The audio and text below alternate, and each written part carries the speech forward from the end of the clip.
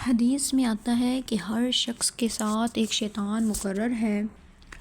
کافر کے ساتھ تو ہر وقت شریک حال رہتا ہے، کھانے میں بھی، پینے میں بھی، سونے میں بھی، لیکن مومن سے ذرا دور رہتا ہے اور ہر وقت منتظر رہتا ہے۔ جب اس کو ذرا غافل پاتا ہے تو فوراً اس کے اوپر حملہ کر دیتا ہے۔ ایک جگہ میں ارشاد ہے، یا ایھا الذین آمنوا لا تلہکم اموالکم ولا اولادکم عن ذکر اللہ، کہ ایمان والو، تم کو تمہارے مال اور تمہاری اولاد اس طرح دوسری چیزیں اللہ کی یاد سے غافل نہ کر دیں، اور جو لوگ ایسا کریں گے وہی خسارہ پانے والے ہیں۔ اور ہم نے جو کچھ مال اور دولت عطا کر رکھا ہے اس میں سے اللہ کے راستے میں اس سے پہلے خرچ کر لو کہ تم میں سے کسی کی موت آ جائے اور پھر افسوس ہو، کہنے لگے اے میرے پروردگار، مجھے کچھ دنوں اور مہلت کیوں نہیں دیتے تاکہ میں خیرات کر لیتا اور نیک بندوں میں شامل ہو جاتا۔ تو اللہ تعالیٰ کسی شخص کو بھی موت کا وقت آ جانے کے بعد مہلت نہیں دیتے، اور اللہ کو تمہارے سارے اعمال کی پوری خبر ہے، جیسا کرو گے بھلا یا برا ویسا ہی پاؤ گے۔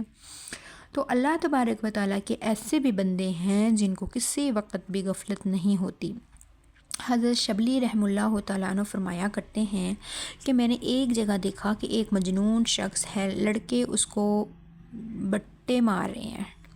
میں نے ان کو دھمکایا تو وہ لڑکے کہنے لگے، یہ شخص یوں کہتا ہے کہ میں خدا کو دیکھتا ہوں۔ میں اس کے قریب گیا تو وہ کچھ کہہ رہا تھا، میں نے غور سے سنا تو وہ کہہ رہا تھا کہ تو نے بہت ہی اچھا کیا کہ ان لڑکوں کو مجھ پہ مسلط کر دیا۔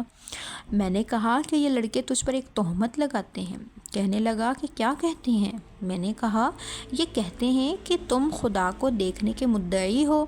یہ سن کر اس نے ایک چیخ ماری اور یہ کہا کہ شبلی، اس ذات کی قسم ہے جس نے اپنی محبت میں مجھ کو شکستہ حال بنا رکھا اور اپنے قرب اور بعد میں مجھ کو بھٹکا رکھا، اگر تھوڑی دیر وہ مجھ سے غائب ہو جائے، یعنی حضوری حاصل نہ رہے، تو میں درد فراق سے ٹکڑے ٹکڑے ہو جاؤں۔ یہ کہہ کر وہ مجھ سے موڑ کر شعر پڑھتے ہوئے چلے گئے۔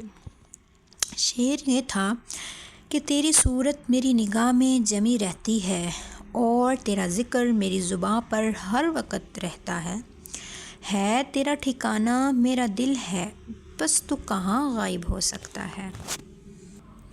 حضور پاک صلی اللہ علیہ وآلہ وسلم نے ارشاد فرمایا کہ تم میں سے کوئی ایسا نہیں ہے کہ روزانہ احد پہاڑ کے نام ہے کہ اس کے برابر ایک عمل کر لیا کرے۔ تو صحابہ نے عرض کیا، یا رسول اللہ، اس کی طاقت کون رکھتا ہے، اتنے بڑے پہاڑ کے برابر روزانہ عمل کرنا؟